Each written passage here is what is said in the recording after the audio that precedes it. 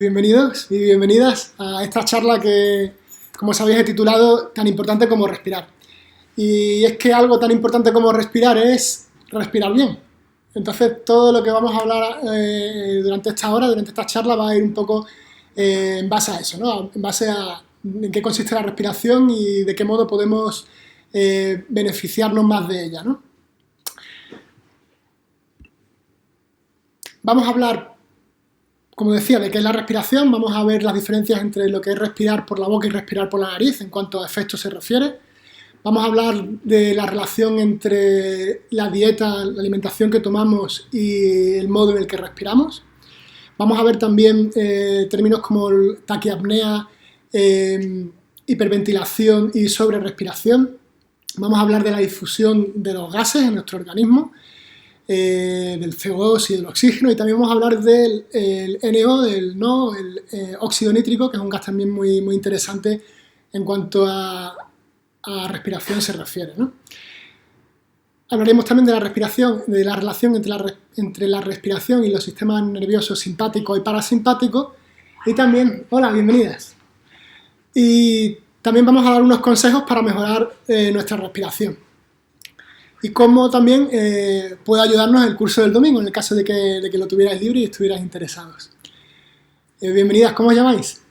Yo, Eva. Eva, bienvenida. Laura. Laura, bienvenida, Laura. Bien, pues antes de pasar a la temática de la charla, voy a presentarme también un poco. Me llamo Javier, comencé a practicar yoga hace 15 años y hace 10 que me dedico profesionalmente a ello, haciendo clases, formaciones y cursos. Paralelamente también practico buceo a pulmón, eso empecé un poquito antes, sobre el año 98, y los últimos 6 años, hace 6 años me hice instructor de apnea deportiva. Entonces de ahí me viene un poquito, de esas dos ramas me viene el interés por la respiración, tanto por el lado deportivo como por el lado del yoga. Bien, pues, ¿qué es la respiración? Algo tan cotidiano, ¿no? Algo que practicamos todos los días y durante todo el día, ¿no? El día y la noche. Pues digamos que la respiración es una inhalación, una respiración es una inhalación y la exhalación que le sigue. Sencillo, ¿no? Pues realizamos los adultos entre 12 y 20 respiraciones por minuto. Los niños hacen algunas más, los bebés incluso más que los niños, ¿no? Todo lo que esté por debajo de 12 respiraciones aproximadamente se considera bradiapnea o hipoventilación. Todo lo que esté por encima de 20 respiraciones aproximadamente por minuto se considera taquiapnea, hiperventilación o sobrerespiración. Vamos a hablar de cada uno de estos términos más en detalle un poco más adelante. Si en algún momento hay algo que no entendáis o si veis que voy muy rápido, por favor interrumpirme, que no hay ningún problema, ¿de acuerdo? Bien. Digamos que la respiración lo que hacemos es tomar un aire rico en oxígeno, ¿no? Que entra a nuestro cuerpo a través de la nariz y de ahí va hacia los pulmones, de los pulmones va a la sangre y de la sangre se dirige hacia los tejidos y las células. Es dentro de las células donde se utiliza ese oxígeno junto con la glucosa para producir energía. Como resultado de ese proceso también se produce CO2, el cual recorre el mismo camino de vuelta que tomó el aire de la nariz hacia los pulmones, de los pulmones a la sangre, tejidos y células, pues ese mismo camino de regreso para poder liberar el CO2 de nuevo por la nariz, ¿no? Es importante señalar en este momento quizás que los niveles de CO2 y de oxígeno presentes en nuestro plasma sanguíneo van a determinar si este tiene un pH más alcalino o ácido. Luego veremos en detalle lo interesante de este asunto. Bueno, para realizar cualquier actividad, tanto física como mental, necesitamos energía, ¿verdad? Hemos comentado antes que esta se produce en un proceso de oxidación de la glucosa. La glucosa y el oxígeno, por lo tanto, se pueden decir que son los combustibles base, ¿no? Sobre los cuales nos movemos y nos desarrollamos. La glucosa la obtenemos por un lado de nuestra dieta, ¿no? Con los alimentos que ingerimos, y la almacenamos en forma de glucógeno en el hígado y en los músculos, ¿no? Pues digamos que podemos tener una reserva de la misma. Sin embargo, el oxígeno no hay forma de que lo acumulemos en el organismo. No tenemos una reserva, un almacén para el oxígeno, lo cual nos obliga a respirar continuamente, desde el momento en el que nacemos al momento en el que dejamos este mundo, ¿no? Por lo tanto, podemos afirmar que la respiración es vida, ¿no? Sin respiración la vida no existe, al menos la vida tal y como la experimentamos acá, ¿no? Bien. Vamos a hablar ahora de lo que es respirar por la boca y respirar por la nariz y los diferentes efectos que tiene cada una de esas dos vías, ¿no? Respirar por la boca puede ser muy ventajoso en muchos casos, ¿no? Por ejemplo, si estamos nadando. ¿Quién de vosotros practica natación? De vez en cuando. Aunque no lo practique diariamente, seguro que habéis nadado en el mar, ¿no? En una piscina. Respirar por la nariz mientras estás en el agua es cuando menos complicado, ¿no? Lo más normal es que si respiras por la nariz cuando estás nadando, pues que inhales agua. Entonces, hay casos, como por ejemplo este, en el cual respirar por la boca, pues es perfecto, ¿no? Y lo adecuado y lo indicado. También, por ejemplo, para personas que cantan, ¿no? Pues es una manera también de tomar aire más rápido, ¿no? Con más efectividad, al menos en cuanto a cantidad se refiere. O quizás para personas que tienen un estrechamiento en el tracto nasofaríngeo, pues también deben de respirar por la boca, dado que por la nariz pues les va a costar mucho trabajo e incluso les va a resultar imposible. Bien, es obvio, ¿no?, que cuando respiramos por la boca el trayecto es más corto, ¿no? El aire no ha de pasar por las fosas nasales, ¿no?, por todos esos pliegues que tenemos dentro de la fosa, sino que directamente pasa de la garganta a la faringe y de ahí a los pulmones, ¿no? Esto tiene sus ventajas, pero también sus inconvenientes, como vamos a ver en unos momentos. Detalles interesantes e importantes a tener en cuenta es que cuando respiramos por la boca, digamos que la respiración a través de la boca está aparejada con la respiración torácica. Y a su vez la respiración torácica activa nuestro sistema nervioso simpático, nuestra respuesta de lucha y huida y también el estrés. De modo que cuando respiramos a través de la boca se ponen en marcha unos mecanismos, ¿no? Como podéis ver en la imagen, lo traduzco que está en inglés. Por un lado se produce un efecto de visión de túnel para que nos concentremos, pues si es cuestión de huir, para que nos concentremos en ese elemento del cual tenemos que huir y no nos dispersemos, ¿no?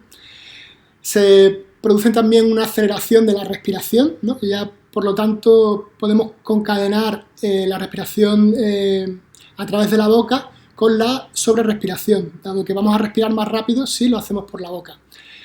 También se produce una cierta tensión muscular para prepararnos para huir o para luchar, según fuera el caso. El hígado también se pone en marcha para transformar el glucógeno en glucosa y ponerlo a la disposición de las células para que puedan generar energía para los músculos. La vejiga también se relaja, no sé muy bien para qué, pero también es algo que también sucede de manera paralela cuando se activa el sistema de lucha-huida, ese efecto, ¿no? Por otro lado, nuestro cerebro manda señales a las glándulas para que segregen hormonas, como por ejemplo la adrenalina, que también es una hormona que nos pone activos y en alerta, en estado de alerta. Del mismo modo que había visión de túnel, también se produce algo similar en cuanto al sentido del oído, ¿no? Se forma como una especie de exclusión, ¿no? De modo que estamos muy concentrados en aquello que requiere ser oído para bien luchar o huir, ¿no? A nivel cardiovascular también se produce una aceleración, se produce una elevación de la tensión sanguínea y del número de pulsaciones por minuto, también para prepararnos para esas respuestas de lucha o huida. El estómago se ralentiza, todo el proceso digestivo se ralentiza y otros detalles, por ejemplo, pues lo típico que te sudan también las manos, ¿no? O te tiemblan un poquito, todos son mecanismos que se ponen en marcha en nuestro organismo para protegernos y para defendernos. Bien.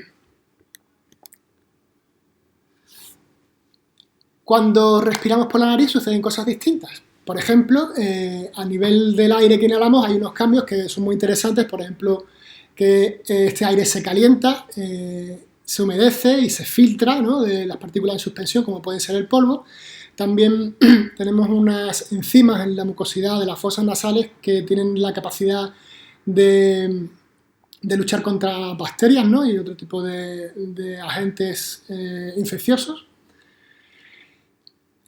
Y a diferencia de la respiración a través de la boca, la respiración a través de la nariz promueve nuestra respiración abdominal y lo que ello conlleva, es decir, una activación del sistema nervioso, en este caso parasimpático.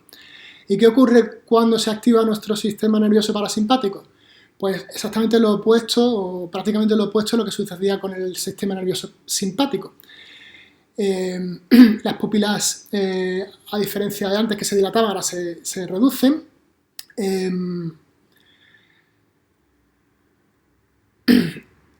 Todo el sistema digestivo se pone en marcha, es decir, que facilita la digestión y el tránsito intestinal. El sistema cardiovascular también se relaja, es decir, que las pulsaciones bajan, la tensión sanguínea también se reduce. O sea que fijaros ya con todo esto cómo estamos protegiéndonos, ¿no?, de problemas cardíacos, de los problemas cardíacos que son algo tan común, ¿no?, en la sociedad actual, ¿no?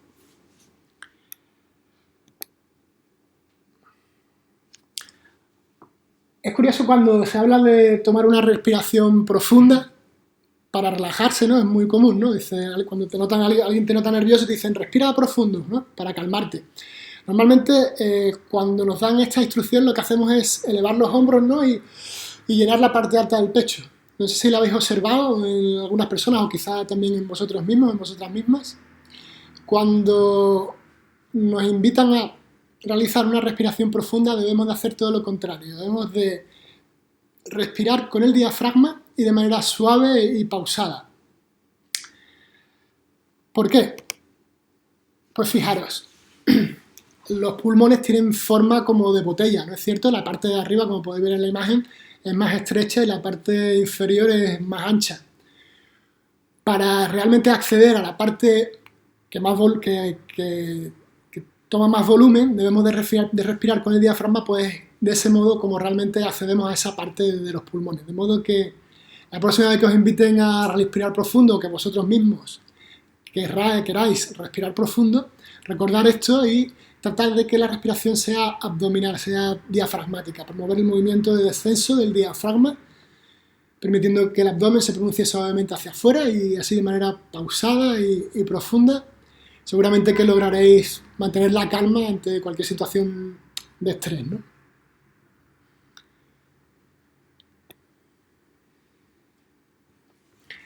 ¿Hasta ahora alguna cuestión? ¿Tenéis alguna duda de lo que he comentado? La respiración está que dicen, toma por la nariz y expulsa por la boca. Para relajarse también lo escuchas. Sí, digamos que cuando respiras por la boca también liberas tensión, liberas energía. Entonces, si esa tensión es por exceso de energía, el exhalar por la boca te va a ayudar a relajarte, por esa liberación de energía que estás produciendo a través de la boca. Pero preferiblemente lo suyo es respirar siempre por la nariz. Ahora veremos las razones, ¿no? Y por supuesto también con las excepciones que hemos comentado antes, ¿no? Por ejemplo, si estás nadando, ¿no?, o si necesitas tomar mucho aire en una respiración muy corta, ¿no? Hay excepciones, pero generalmente lo ideal es respirar por la nariz. Cuando estás haciendo un deporte intenso, por ejemplo, la bicicleta o correr, sí, necesitas respirar por la boca. Y soltar por la boca.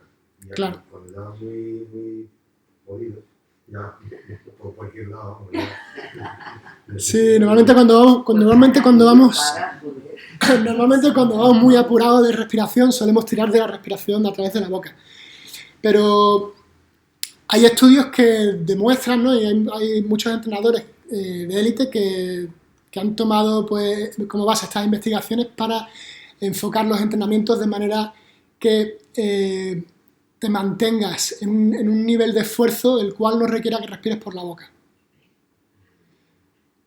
Luego sí, ya en competición, si necesitas respirar por la boca en momentos críticos, ¿no? que necesitas un aporte de oxígeno muy intenso, entonces sí que se respira por la boca. Pero vamos a hablar de eso un poquito más adelante.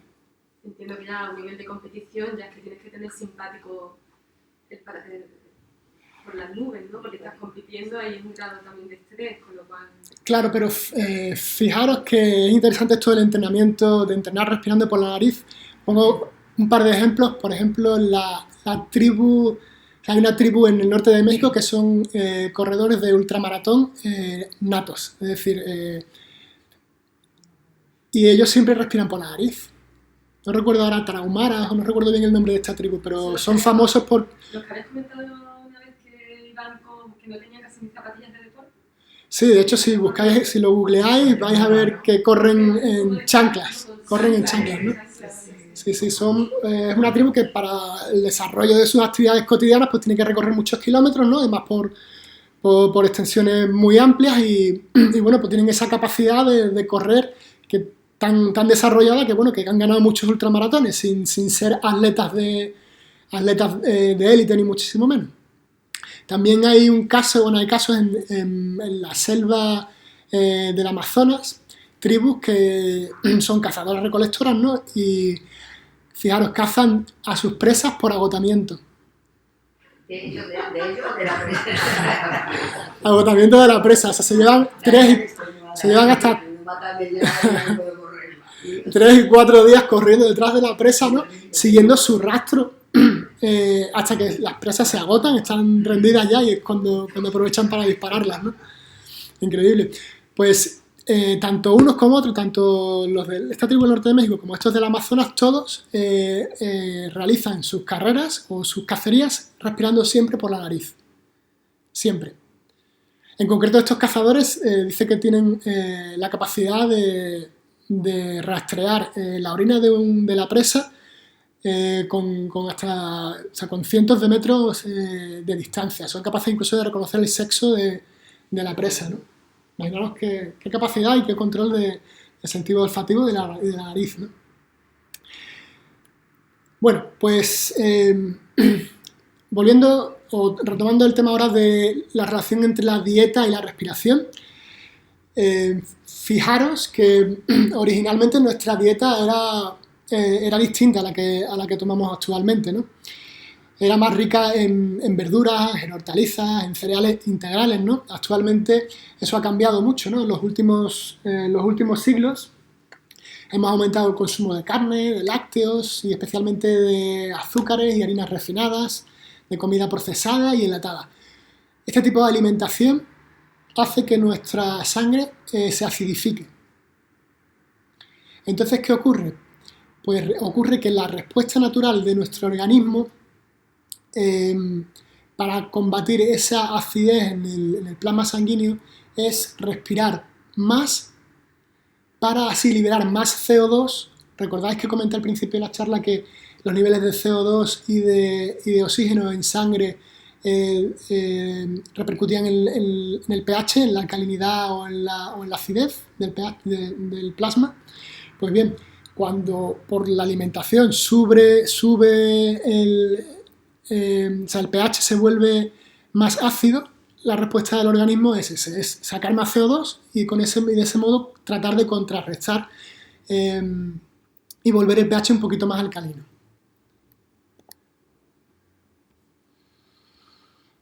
Podéis ver en la imagen, ¿no? Pues un pequeño ejemplo, ¿no? de esos alimentos que acidifican la sangre, ¿no? Por ejemplo, pues la bollería, ¿no? El pan de harinas blancas, ¿no? Por supuesto el alcohol, el tabaco, los dulces, bebidas gaseosas como, vamos a decir marcas, ¿no? Pero refrescos que tienen también un alto nivel de azúcar, pues acidifican mucho nuestra sangre, nuestro pH.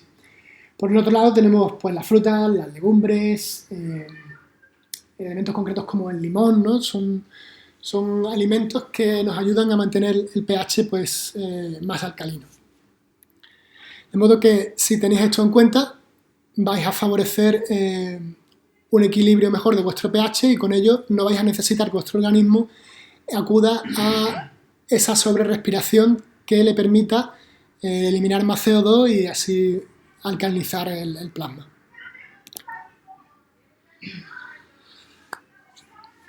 Bien. Términos como taquiapnea, hiperventilación y sobrerrespiración son bastante similares. Podemos entenderlos cuando nuestra respiración, el número de respiraciones por minuto, habíamos dicho que una respiración es una inhalación y su exhalación siguiente, pues cuando excedemos ese número de 20 respiraciones por minuto, ya podemos decir que estamos en sobrerrespiración, o en taquiapnea o hiperventilación. Para ser más concreto, también depende un poco de los autores, taquiapnea podemos definirlo como una respiración rápida y superficial, mientras que hiperventilación sería una respiración más rápida, o sea, también rápida, pero más profunda. Seguramente hiperventilación es un término que habéis escuchado muy a menudo. Taquiapnea quizás no se oye tanto, fuera a lo mejor de un contexto médico, ¿no? Es interesante cómo cada día prestamos mucha atención a la calidad y a la cantidad de lo que comemos y de lo que bebemos, ¿no es cierto? Siempre que vamos a probar un bocado, miramos a ver qué pinta tienen o incluso podemos hasta olerlo. Si la pinta no nos convence, lo siguiente es olerlo, ¿no es cierto? También cuidamos la cantidad. Quizás no tanto como la calidad. Cuando la calidad es buena, a veces abusamos de la cantidad, ¿no? Pero ya cuando pasamos al tema de la respiración, eso cambia. Nos olvidamos quizá un poco de la calidad del aire que estamos respirando, ¿no? Por ejemplo, si estamos en habitaciones, espacios que son cerrados, ¿no? y relativamente pequeños, pues el aire termina viciándose, ¿no? Al cabo de las horas, ¿no? Es importante tener eso presente y ventilar, tratar de ventilar los espacios para que la calidad del aire no merme. Y eso también está como bastante integrado, ¿no? También, ¿no? De cierto modo, todos sabemos que hay que ventilar un poquito los espacios. Pero lo que no tenemos para nada integrado es la cantidad de aire que respiramos. ¿Cierto? Sabemos que no podemos comernos 5 pasteles, pero no somos tan conscientes de que quizás respirar 40 veces en un minuto, hacer 40 respiraciones en un minuto es precisamente perjudicial. Perdona un segundo, entonces, Sí. por ejemplo, la ansiedad sería taquiapnea, ¿no sería...? Está relacionado. ¿Tienes un ataque de ansiedad? Sí, son cosas que están relacionadas. Es decir, cuando tienes un ataque de ansiedad, normalmente hiperventilas y también estás sobrerrespirando. Pero es más superficial. ¿No? Sí, puede manifestarse de manera profunda o superficial. Digamos que todas nuestras emociones tienen asociada un tipo de respiración concreta. Y entre ellas, pues, la ansiedad, el estrés, ¿no? La angustia, pues, la respiración suele ser más torácica y también dentro del tórax la parte más alta. Mientras que cuando estamos relajados, como ya hemos comentado también antes, la respiración va a ser abdominal. Bien, pues lanzando esa pregunta de si somos realmente conscientes sobre cómo nos afecta la cantidad de aire que respiramos, vamos a pasar al siguiente punto, ¿de acuerdo?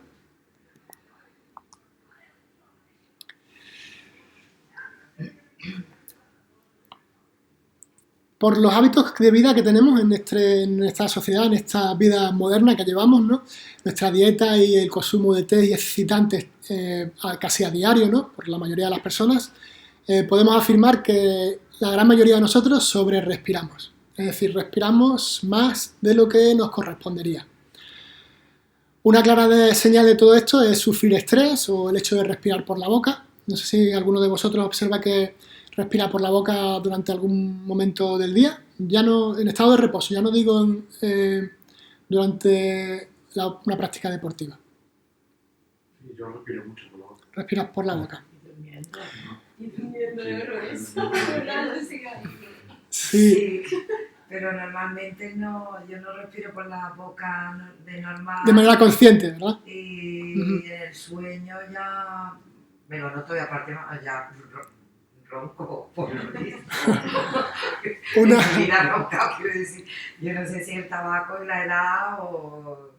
Sí, es un cúmulo de malos hábitos, digamos, ¿no?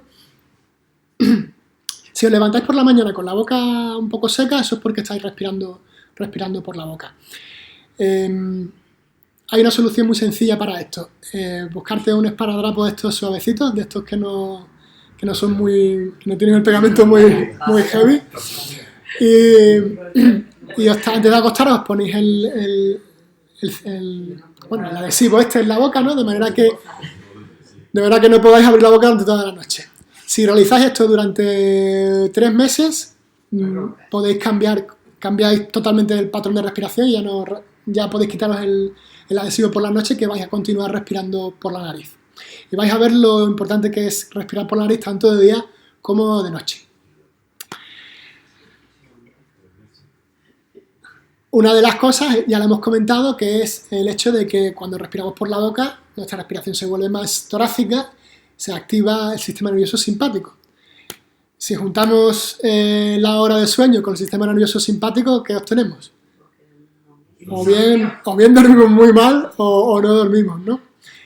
Si no dormimos bien, pues nos vamos a levantar cansados, nos vamos a levantar con fatiga, con dolor de cabeza, muchas sensaciones que no son agradables ni deseables. Pero bueno, el mayor de los problemas que nos ocasiona respirar por la boca es que liberamos de nuevo más CO2 del que corresponde. Y es curioso que eso sea un problema, porque yo pensaría, no, si quito el CO2 y lo que tengo es que eliminar CO2 de...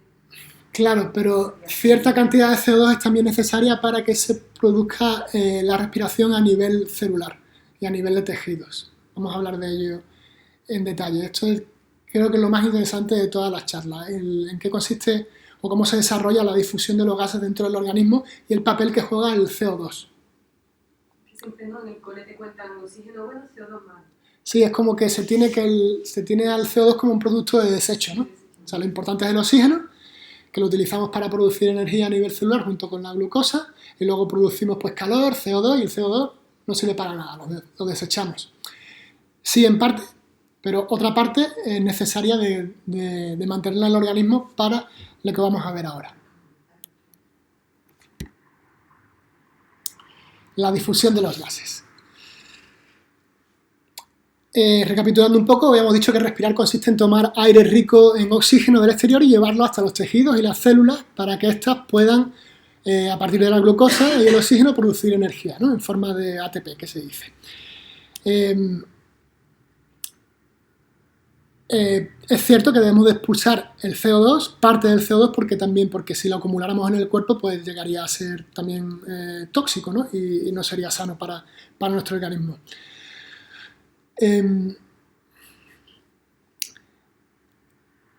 interesante la función de la hemoglobina. Seguramente, si conocéis la serie esta de Érase una vez la vida, ¿no? Se llamaba. O La vida es así, ¿no? Y que veíamos a los glóbulos rojos, ¿no? Ahí por el torrente sanguíneo que iban con las burbujitas de aire, ¿cierto? Exactamente, quienes portan el oxígeno son unas hemoproteínas que se llaman hemoglobina, hemo para los amigos. Entonces, la hemoglobina es la encargada de recoger el oxígeno cuando procede y el CO2 cuando le toca, ¿no? Esto se hace posible gracias a unos efectos que se llaman el efecto Haldane y el efecto Bohr. Y vamos a ver en qué consisten cada uno de ellos. El efecto Haldane es un efecto a través del cual la hemoglobina, hemo para los amigos, es capaz de tomar oxígeno y liberar CO2. Y esto sucede cuando la presión de oxígeno, la presión parcial de oxígeno es alta, ¿no? Eso sucede en los alvéolos pulmonares. Los alvéolos pulmonares son pues esas pequeñas capsulitas, ¿no?, que tenemos dentro de los pulmones, las cuales están recubiertas por capilares sanguíneos, venosos y arteriales, ¿no? Entonces, como podéis ver en esta imagen de aquí abajo, cuando la presión en el alveolo de oxígeno, la presión parcial, es elevada, la hemoglobina que está dentro de los glóbulos rojos, ¿qué es lo que hace? Pues gana afinidad por el oxígeno y pierde afinidad por el CO2. De modo que el CO2 se libera y es expulsado a través de la respiración, a través de la exhalación, por la nariz y con ello pues fuera del organismo, ¿no? Entonces, esa hemoglobina que ha ganado afinidad al oxígeno por su alta presión parcial, coge el oxígeno y se lo lleva a través del torrente sanguíneo hacia los tejidos periféricos, ¿no? Hacia los vasos sanguíneos periféricos. Una vez que está en los vasos sanguíneos periféricos, podemos verlos en el dibujito que tenéis en la imagen. Cuando llega al tejido, ¿qué sucede? Que mientras todo esto que hemos estado comentando, mientras todo esto sucedía, las células estaban tomando oxígeno previamente recogido y lo estaban usándolo con la glucosa para producir la energía, como ya habíamos hablado, y como resultado se produce CO2. Entonces, al estar produciendo CO2, ¿qué es lo que pasa? La presión parcial de CO2 aumenta. ¿Y qué ocurre cuando aumenta la presión parcial de CO2? Que la hemoglobina pierde su afinidad por el oxígeno, liberándolo en los tejidos, y gana afinidad por el CO2 recogiendo los tejidos, para llevárselo de nuevo su camino de vuelta hacia el corazón, del corazón a los pulmones y de los pulmones hacia el exterior. Y esta es la clave de lo que estaba comentando antes. Si respiramos más de lo que necesitamos, vamos a eliminar más CO2 del que nos corresponde, por lo tanto la presión parcial del CO2 en los tejidos va a ser muy baja y la hemoglobina no va a ser capaz de liberar el oxígeno. Es decir, la hemoglobina va a venir cargada de oxígeno desde los alveolos pulmonares, va a llegar al tejido con la intención de soltar el oxígeno, ¿no?, para la célula y para el tejido, pero como no hay suficiente CO2, no puede hacer el intercambio. ¿Se entiende esto? Como resultado, el organismo, los tejidos no reciben el oxígeno suficiente o adecuado, ni tampoco los tejidos, ni los tejidos ni las células. Entonces, ¿qué es lo que hace el organismo? Respira más, con la intención de traer más oxígeno para llevarlo a los tejidos y a las células. Pero es una pescadilla que se muerde la cola. Entonces, ahí está lo interesante de cuando realizamos una actividad deportiva, tratar de respirar siempre por la nariz. Generalmente, si respiramos por la boca, va a suceder esto que acabamos de describir y la musculatura se va a cansar, se va a sentir fatigada mucho antes, puesto que no tiene el oxígeno suficiente para crear la energía que necesita para moverse, ¿no?, para realizar su actividad. Y esto para mí es de lo más interesante. Cuando lo descubrí me pareció wow, ¿no? Como hacía mucho sentido. Bien, pues esto se llama efecto Bohr, el que sucede a nivel tisular, a nivel del tejido y de las células. Mientras que Haldane, el efecto que describíamos anteriormente, es el que se produce en los alveolos pulmonares, cuando la presión parcial de oxígeno es elevada. Cuando estaba preparando la charla esta, vi un vídeo de un médico que me gustó mucho el ejemplo, porque bueno, hablaba de todos estos efectos, ¿no?, en términos pues médicos, ¿no?, pero al final de la exposición puso unos dibujos animados súper graciosos, en los cuales Emo era una chica, ¿no? Entonces, si me permitís, voy a contaros una historia que describe muy bien estos dos efectos y que así podéis compartirla pues, con amigos o familiares si queréis hablar de este tema, ¿no? Imaginaros que soy una chica, ¿no?, y que me llamo hemoglobina, me llamo Emo para los amigos, ¿no? Y voy a ir a Linares de la Sierra, porque ahí hay una fiesta, ¿no? Linares de la Sierra son los pulmones. No vamos a entender que son los alveolos, son los pulmones, que es donde están los alveolos pulmonares.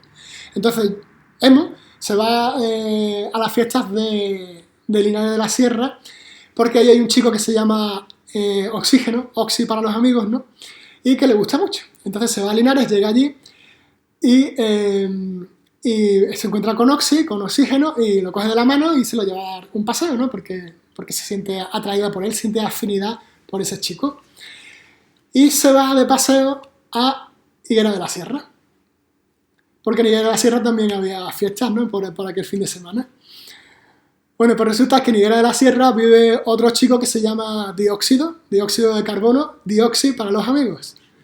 Entonces cuando Emo llega a Higuera de la Sierra, resulta que dióxido de carbono, Dioxi, se encuentra allí, como está en su pueblo, pues se encuentra muy crecido. Además, como las fiestas son por la noche y a él le va el rollo nocturno, ¿no? Pues se siente crecido y hemoglobina, Hemo, empieza a sentirse atraída por él. Entonces, si entendemos que Higuera de la Sierra son nuestros tejidos y nuestras células, pues Hemo pierde la afinidad por Oxy, que es el chico de Linares, ¿no? Y pasa a sentir más afinidad por Dioxy. Entonces, de ese modo, coge de la mano libera a oxígeno en los tejidos, coge de la mano a dióxido de carbono y se lo lleva de nuevo a Linares, que es donde se libera. Y vuelve con oxígeno. Y vuelve con oxígeno. Y ahí está el ciclo que no termina nunca, ¿no? Bueno, este ejemplo lo había pensado esta mañana porque no sabía si se iba a entender muy bien, si iba a conseguir explicarlo bien. Digo, bueno, pues entonces cuento el cuento de Linares y de Higuera de la Sierra. Y bueno, pues ahí lo tenéis, que podéis usarlo pues quizá con niños, ¿no? O con algún compañero que no llegue a entender un poco en qué consiste el tema. Bueno, una cosa que quería preguntar, que Sí. no me he enterado hoy, ¿y por qué se produce la concentración de dióxido de carbono? Por el trabajo de las células. Las células toman oxígeno para oxidar la glucosa y de así obtener energía. Como resultado se produce dióxido de carbono. Y ese dióxido de carbono se va acumulando en el tejido. Al irse acumulando en el tejido aumenta la presión parcial del mismo, que es la que produce... Y no tiene afinidad con el oxígeno la hemoglobina. Creo que se va más a... En ese momento lo que se está la célula está trabajando. Entonces es la que viene, la hemoglobina que viene de los alvéolos pulmonares, es la que trae la afinidad por el oxígeno. Y al llegar a los tejidos pierde esa afinidad porque la presión de CO2 es más alta. Sí, pero no entiendo por qué se produce esa presión de CO2 más alta. ¿Por qué sube tanto por el comportamiento humano? ¿Porque no se respira bien? No, precisamente por el proceso de respiración celular. O sea, el proceso de la respiración en las células produce CO2, es lo que hace que se eleven los niveles de CO2. Que es como el desecho de la célula. Claro, es un resultado, es uno de los resultados de esa producción de... No se elimina. Se elimina a través de la exhalación. Se acumula de célula. Claro, si no exhaláramos, es decir, si yo tomo una inhalación profunda y retengo el aliento, durante esa retención voy a estar acumulando CO2. O sea, que es más importante exhalar que inhalar, ¿no? No, es tan importante una cosa como la otra. Lo que sí que es interesante de esto es el hecho de que si respiramos muy rápido, más de lo que nos corresponde, vamos a soltar mucho CO2 más de que nos corresponde. Y de reducir la presión parcial del CO2 en los tejidos, la hemoglobina no va a ser capaz de liberar el oxígeno. Porque para liberar el oxígeno tiene que perder la afinidad por él. Y solo pierde la afinidad por el oxígeno cuando la presión del CO2, la presión parcial, es elevada. Si no lo libera, ¿qué hace? Que lo va paseando por el cuerpo. Claro. O sea, lo está paseando, pero el organismo no lo está aprovechando. Yo había escuchado cuando se respira muy rápido que se hiperoxigena, ¿no? Se hiperventila, no se hiperoxigena. Se hiperventila. Se oxigena, ahí te marea, no sé qué. Ese mareo precisamente es porque se pierde CO2, es por la falta de CO2. Por eso cuando alguien tiene una crisis de ansiedad se dice respirar una bolsa, porque el aire se está viciando dentro de la bolsa, es decir, no estás perdiendo CO2, el CO2 se acumula una respiración tras otra y repone esos niveles de CO2 para que lleguen al punto necesario en el cual se produce esa pérdida de afinidad de la hemoglobina sobre el oxígeno. Solo cuando se pierde la afinidad, solo cuando la hemoglobina pierde su afinidad por el oxígeno es que puede tomar la afinidad por el CO2. O sea, a la hemoglobina le gustan dos chicos, dioxi y oxi, pero los tríos no le gustan. ¿Me explico con esto? Bien. Pues continuamos. ¿Vais a ser capaces de contarle la historia de Linares y Higuera de la Sierra a vuestros? A mí me surge una duda. Por favor. A veces, cuando hacemos técnicas respiratorias, Sí. hacemos un proceso de retención. Sí. ¿Eso qué hace? ¿Facilita o estimula el hecho de que se... no sé, ¿por qué? Generalmente en técnicas de respiración, las técnicas de respiración que trabaja el yoga, la mayoría de ellas, lo que promovemos es la hipoventilación. Es decir, reducir el número de respiraciones por minuto con respecto a ese margen que habíamos dicho al principio de 12-20 respiraciones por minuto. Normalmente lo que tratamos es de ralentizar nuestra respiración, es decir, hipoventilar. Sí, pero yo me refiero, tú puedes ralentizar Tu respiración. Pero en alguna determinada técnica, en determinado momento, lo que tú haces es ¿Retener? que retienes durante mucho. Entonces, Sí. mi pregunta es, cuando tú retienes más, Ujú. ¿qué pasa? Eso que... Que estás hiperventilando, es decir, tanto respirar despacio como no respirar, estás reduciendo el número de respiraciones por minuto. Entonces, en ambos casos, se está produciendo una hipoventilación que tiene sus efectos positivos. Pero, y además, ¿qué hace con el CO2? El CO2 lo acumulas. ¿Acumula Al acumular CO2, que tu organismo se vuelve, desarrolla cierta tolerancia sobre el CO2, lo cual te va a dar una mayor capacidad, por ejemplo, en términos deportivos, pues te va a dar más capacidad, más potencia y más fondo, digamos. Y también te puede influir en lo que hablabas antes de la alcalinización de la sangre. Sí, pero date cuenta que eso es un entrenamiento, lo que tú realizas con las técnicas son un entrenamiento que tú realizas durante periodos concretos durante el día o durante la semana. No es el patrón respiratorio tuyo normal. Digamos que el pranayama busca modificar tu patrón respiratorio, llevarlo de la hiperventilación o la sobrerespiración a la hipoventilación. ¿Por qué? Porque es beneficiosa. Esa hipoventilación pone en marcha unos mecanismos que son beneficiosos para la salud. Por ejemplo, la bradicardia hace que nuestra tensión sanguínea se reduzca, que nuestras pulsaciones decrezcan, el número de pulsaciones por minuto, que mejore todo lo asociado al sistema nervioso parasimpático que habíamos descrito anteriormente, se va a poner en marcha si trabajamos con pranayama para corregir nuestro patrón de respiración que, ya habíamos dicho, por razones de nuestro sistema de vida va a ser de sobrerespiración. Va a ser un patrón de respiración en el cual bien está acelerado y se realizan más respiraciones por minuto de las que nos convienen. ¿Respondo con esto a la cuestión?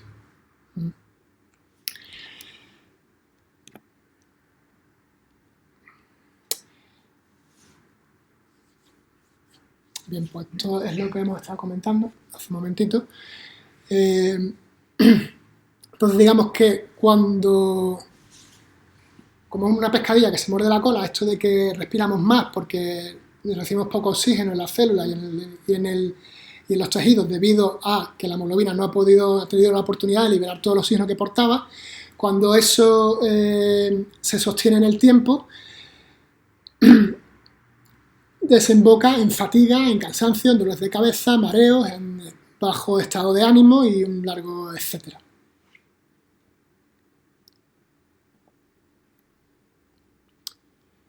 Bien, hasta aquí. Pues otro de mis puntos preferidos, anterior y este son mis dos puntos preferidos de las charlas. El óxido nítrico. En 1992, cuando estábamos todo el mundo mirando a Curro en la Expo de Sevilla, la molécula del óxido nítrico fue portada en la revista Science. Y es que hasta entonces no se sabía mucho de esta molécula, pero fue por aquel entonces que se desarrollaron muchos papeles, ¿no?, de investigaciones científicas sobre esta molécula y se descubrió la importancia que tiene para nuestro organismo.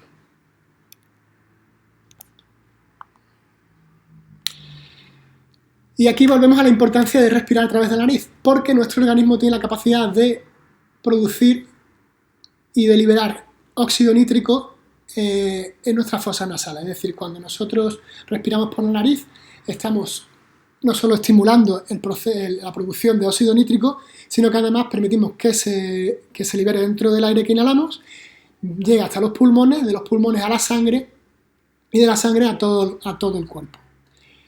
¿Qué ocurre? Que el óxido nítrico tiene la particularidad de dilatar los conductos aéreos por los cuales pasa el aire y también las venas, ¿no?, las arterias y, digamos, los vasos sanguíneos a través de los cuales pasa la sangre que porta este óxido nítrico. Esto nos ayuda a prevenir, de nuevo, la tensión sanguínea alta, nos ayuda a reducir el colesterol y mantiene nuestras arterias jóvenes y flexibles. Fijaros qué importante, ¿no? Todo esto que acabamos de decir. Con ello vamos a reducir el riesgo de ataque al corazón, que es una de las principales razones de muerte en el mundo, ¿no? En el primer mundo, al menos. ¿Habéis oído hablar antes de esta cualidad del óxido nítrico? Pues hay un pranayama en concreto que potencia la liberación del óxido nítrico y es Brahmari, la respiración de la abeja. ¿Recordáis esta que es inhalas por la nariz y exhalas por la nariz emitiendo una especie de zumbido? Toda esa resonancia, ese zumbido, hace que se estimulen las partes de las fosas y de los senos que se encargan de producir el óxido nítrico y de liberarlo al torrente sanguíneo. Pero ¿el óxido nítrico está en el aire o está en el océano? Hay óxido nítrico en el aire, no sé muy bien qué porcentaje, pero a lo que vamos con esto es que se produce en la nariz, lo produce nuestro organismo. O sea, no es que lo tomemos por la respiración, sino que nuestro propio organismo lo produce. Es decir, que si respiras por la boca, no se va a producir el óxido nítrico ni vas a beneficiarte de esto que acabamos de comentar. Pues la potencia del óxido nítrico se hace visible o su capacidad de abrir los vasos sanguíneos se hace visible o evidente cuando sale a la palestra uno de los medicamentos más vendidos de la historia de la farmacia, que es el Viagra. El Viagra se basó en el descubrimiento de que el óxido nítrico dilata los vasos sanguíneos. De modo que cada vez que respiras por la boca, tú y tu pareja seguramente os estáis perdiendo de los beneficios o de las maravillas que tiene este gas. Bien. Bueno, vamos a pasar a daros algunos consejitos para mejorar la calidad de vuestra respiración, ¿vale? El primero de ellos ya lo cumplimos todos los que estamos por aquí, ¿no? Que es vivir en la Sierra de Cenepicos de Oroche, y doy fe de ello porque yo antes vivía en Huelva capital y varía mucho la cosa. Otro consejo muy bueno es ventilar los espacios, especialmente para aquellas personas que viven en ciudad, si tenéis visitáis a familiares o amigos que viven en la ciudad ahora, durante las fiestas, pues lo ideal es que cuando vivimos en un entorno con niveles de polución altos, lo interesante es que se ventilen los espacios a primera hora de la mañana o casi antes de que amanezca, que es cuando menos tráfico hay y por lo tanto los niveles de polución son menores en la ciudad. Una opción muy buena cuando vivimos en un entorno contaminado es comprarnos un purificador de aire. Hay unos ionizadores en el mercado por 80 euros que te sirven para estancias de 25 o 30 metros cuadrados. Los buenos son aquellos que funcionan por ultrasonido, que son los que rompen las moléculas de agua de mejor manera, son de manera más eficiente y liberan iones negativos en el ambiente. Los iones negativos son esa carga cargada eléctricamente negativa, de manera negativa, y tienen la capacidad de atrapar las partículas en suspensión del ambiente y depositarlas en el suelo. Entonces el aire que respires en esa estancia, tras el trabajo del ionizador, pues va a ser mucho más saludable. Respirar siempre que puedas por la nariz, hemos hablado de ello, tanto de día como de noche. Entonces, si observas que por la noche tiendes a respirar por la boca, siempre y cuando no tengas una obstrucción nasal que te impida respirar por la nariz, te recomiendo que pruebes durante semanas o incluso algunos meses, de 1 a 3 meses, dormir con la boca tapada, ¿no? Con ese esparadrapo, ¿no? Un esparadrapo, estos suavitos que venden, para así obligarte a respirar por la nariz. Para poder respirar por nariz debemos de tener la nariz despejada, ¿no? Entonces es interesante mantener una buena higiene del tracto nasofaríngeo. Para ello, en yoga hay hay unas técnicas que se llaman crillas, que es parte del CRIS del curso que vamos a tener el domingo. Y parte de esos crillas, uno de los 6 principales crillas se llama NETI y se encarga precisamente de eso, de la limpieza del tracto nasofaríngeo. Y por un lado se usan unos catéteres como estos de caucho, se llama Sutra-NETI en este caso. Lo que hacemos es insertarlo por la nariz, sacarlo por la boca y mover, ¿no? De adelante hacia atrás por una nariz y por la otra. Luego de realizar esto, es muy divertido, sí, la verdad que es divertido.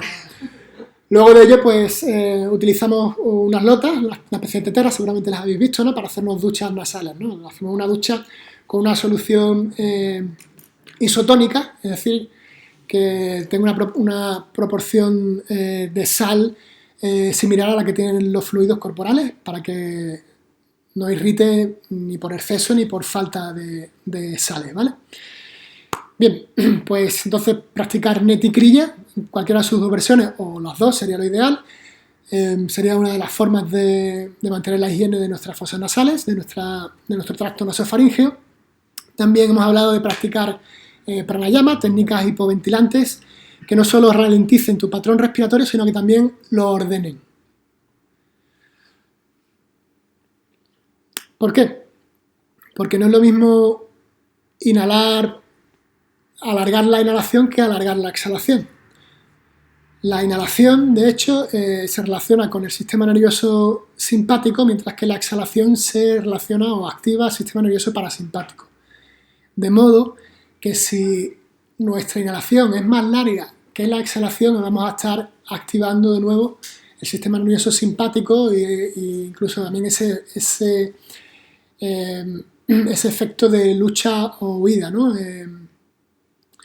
Y todo lo que asocia, ¿no? Todo lo que está relacionado con esto y que hemos visto anteriormente.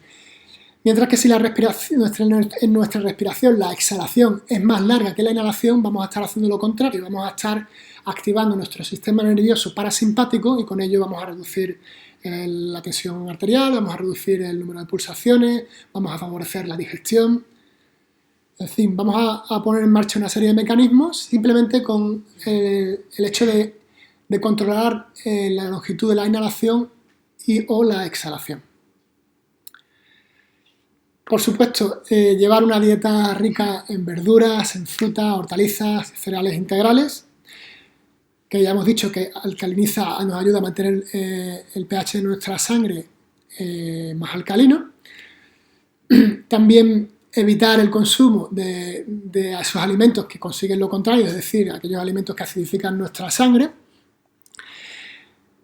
Y asistir al curso de mañana, ¿no? Que es donde vamos a dar las claves, ¿no? Vamos a hablar en profundidad de todas esas técnicas hipoventilantes, otras también hiperventilantes, ¿no? Vamos a hablar también de las retenciones y de esas técnicas de purificación y de limpieza, no solo del tracto faríngeo, sino también de los pulmones, también de los senos, paranasales y de todos los senos faciales. Vamos a hablar también cómo limpiar nuestro intestino grueso, cómo purificar nuestros pulmones, en fin. Una cantidad de técnicas que llevan funcionando cientos y miles de años y que bueno, están a nuestro alcance, afortunadamente, para poder ponerlas en marcha. Así que bueno, gracias por vuestra atención.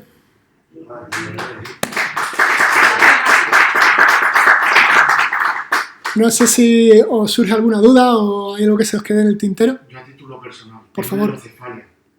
¿Tienes? Hidrocefalia. Ajá. La respiración me afecta, por ejemplo, nadando.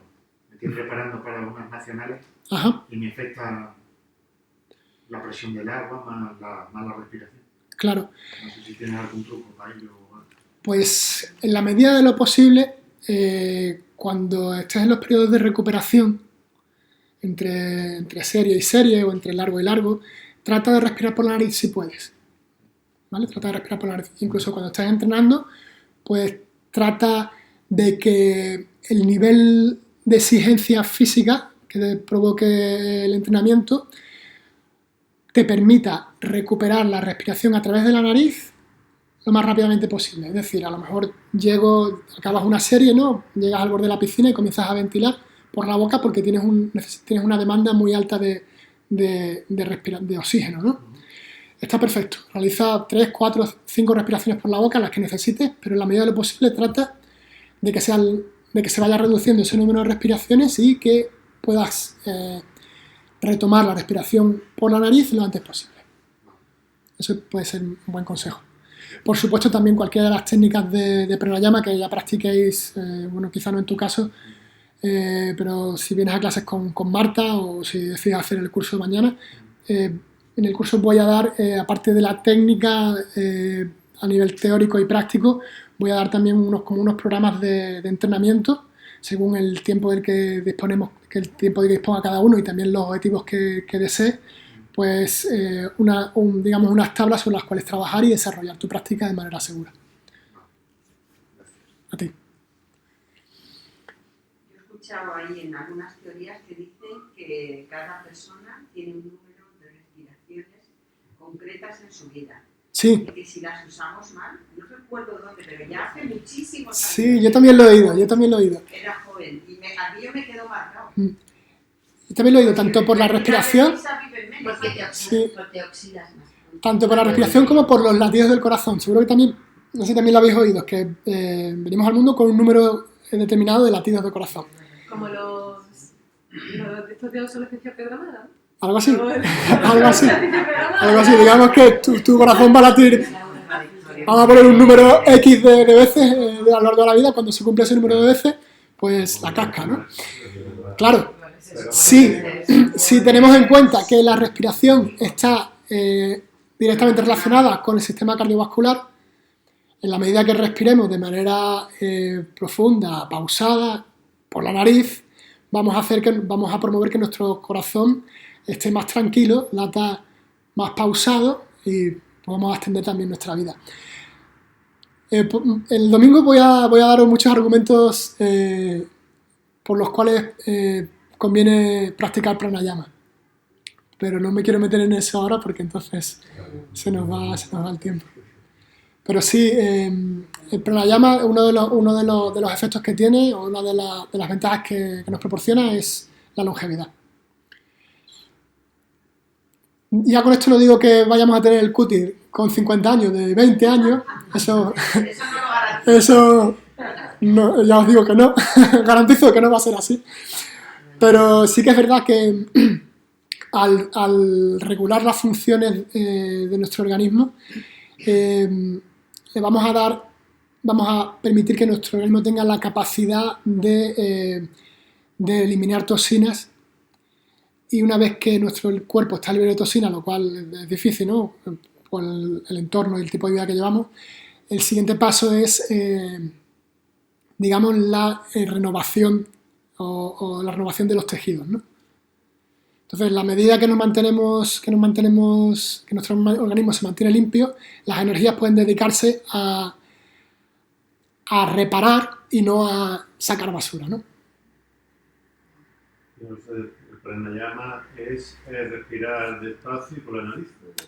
Pranayama, si atendemos al significado etimológico, por un lado tenemos prana, que es la energía vital, y por otro lado tenemos yama, que significa control. Entonces podemos traducirlo como el control de la energía vital a través de la respiración. Otra acepción también es prana por un lado y ayama por el otro, en cuyo caso ayama significa expansión de la energía vital a través de la respiración. Del control. Del control de la respiración. ¿Y tú qué opinas de esa técnica de hiperventilación, que no sé cómo se llamaba exactamente, ¿no? De yoga, una Bhastrika o Kapalabhati. Respirar mucho, ¿Te refieres a técnicas de yoga, me preguntas? O...